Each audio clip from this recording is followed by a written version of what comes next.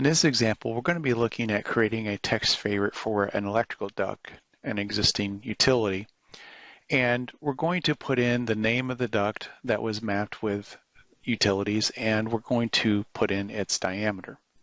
So to get started, to put in the name and the text favorite, we have the text favorite created, we have our text style set up.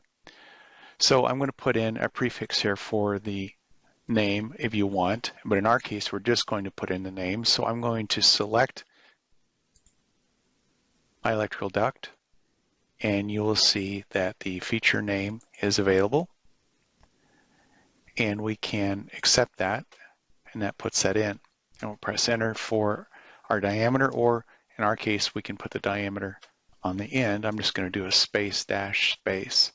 But notice how the diameter is not available to us. So even looking in some of these other properties, we don't have the diameter. The only thing we have is the description, right?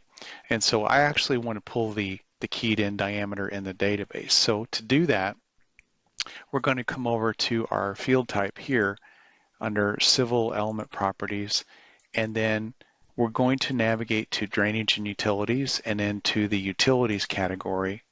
And then we're going to select our electrical segment.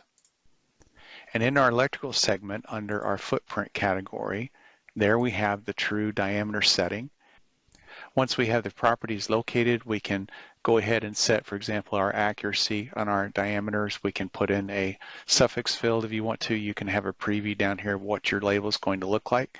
And so we're going to leave this in millimeters, and we're going to accept that, and we're going to save it. Now, one thing you may want to do, instead of leaving the code in there, you can turn on the save preview and accept that.